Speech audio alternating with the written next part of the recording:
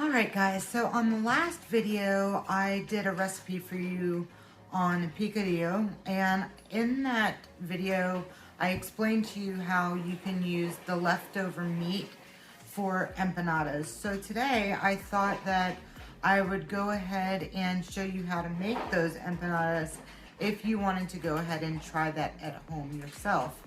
So I have some leftover picadillo meat that I have, and I'm gonna show you how we're gonna go ahead and create those empanadas.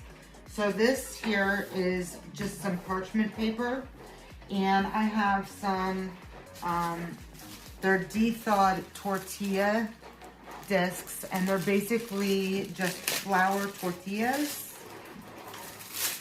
And you can find them in the frozen section at either Publix or Walmart. The Walmart here where I live does not carry these, so I do have to get them at the Publix. However, I know that there are other areas, other states that do carry the empanada shells at Walmart. So we're just gonna go ahead and separate the paper in between. We're gonna roll them out just a little bit. So I just put a nice big piece of parchment paper here. We're gonna put some flour down. And I will go ahead and link up on the top here the last video where I put the recipe for the picadillo. This is picadillo. It's this is a Cuban recipe that has just ground beef, tomato sauce, Cuban spices, and green olives in it. So just gonna show you how we're gonna make these shells, and then we're gonna go ahead and fry it. While I'm making these, I'm just gonna take some vegetable oil, get it nice and hot, and that way it'll be ready for us by the time we're done making the shells over here. Now I'm using a pretty big pan to fry these in, so I'm using a good amount of oil to make sure that they sit in the oil, and then we'll have to flip them. But if you have a bigger pot or like a frying pot, then I suggest going ahead and using one of those. That way you can just drop them in there and you don't have to worry about flipping them. To get started on this, so I do have a rolling pin that I'm gonna use. We're gonna lightly flour, just with some regular all-purpose flour. Gonna lightly flour this just so they don't stick. These have been in the freezer for a while, and sometimes when they're in the freezer and you de-thaw them, the edges get a little dry. So we don't want that much flour. That's a little too much flour. So if the edges get a little dry, you can always wet it with just some water. I always put a little bit of flour on the rolling pin before I start, and you're just gonna go in all directions. Apply some pressure because they are kind of hard.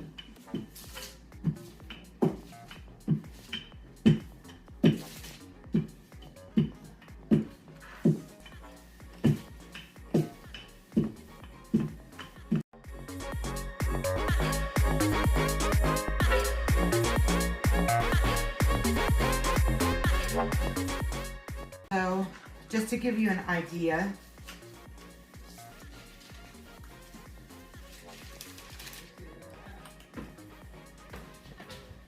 this one was the before and this one's the after. So it's a little bit bigger, but not like super huge.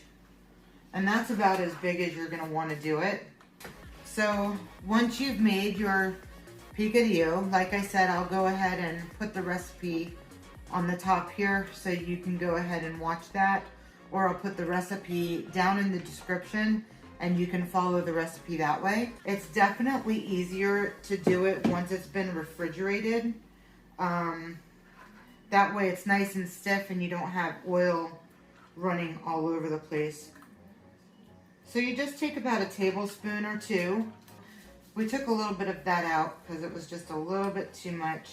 And you just fold over the shell.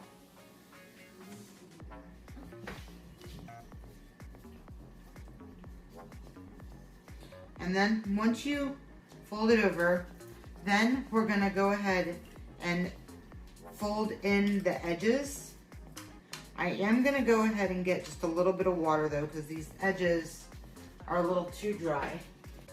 So I just kind of dip my fingers in it and press it along the edge here. You don't want to make it soaking wet. And I am not a chef or a baker by any means. I just cook for my family. So and what I use is a fork. So after you like fold over the edges, you use a fork and crimp them down.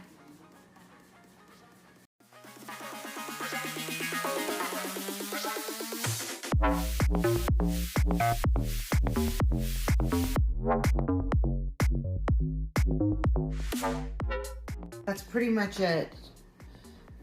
Okay, we just folded it over, crimped it, make sure it's crimped pretty good, and that's about it. And we'll just go ahead and put that on a plate, and then we'll go ahead and make a few more here.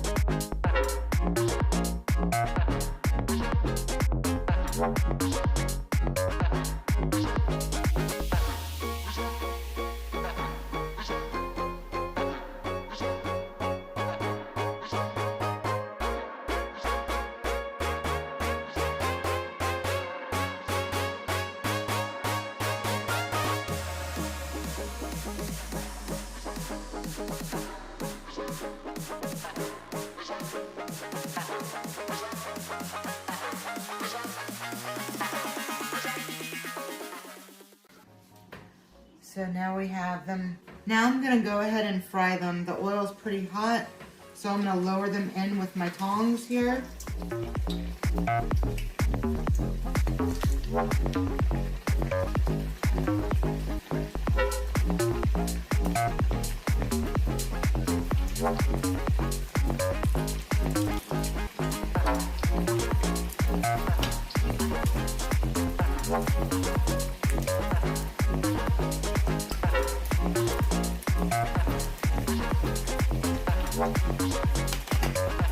Just line a plate with some paper towel.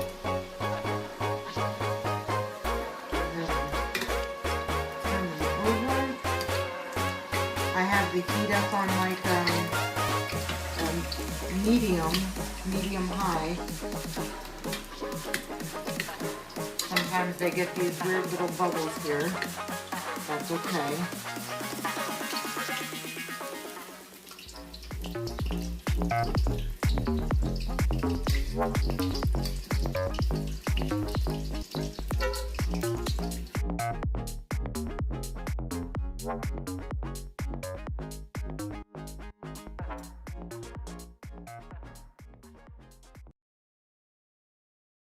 So that's it, you guys. Super easy, super fast. Look at that. Don't they look beautiful? You should smell them. They smell so good. I will cut one open for you guys so you can see what it looks like on the inside. So this is it. Delicious. I can't wait to dig in. Those right there are the olives, and it's gonna taste so good. I know everybody in my house is hungry. So that's it for tonight, guys. Thank you so much for watching this video. I greatly appreciate you. If you guys are enjoying the recipe videos, make sure you comment down below that you'd like to see more, and I'll share some more videos with you guys on some Cuban cooking.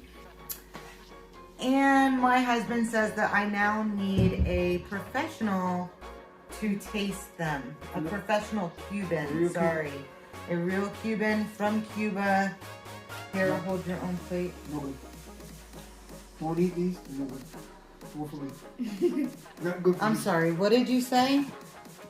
Can you repeat that? I said they're no good for you. They're good for me. Oh, okay. Not good for you either? Just making. Not good for you. You keep them. Alright, so you guys have it here. It's good. They're loving it. And, well, he's loving it anyways. No and good. I'm sure the kids will also. No good. So until next time, guys, you guys have a blessed evening. And we'll see you on the next video. Bye. Bye. Bye bye.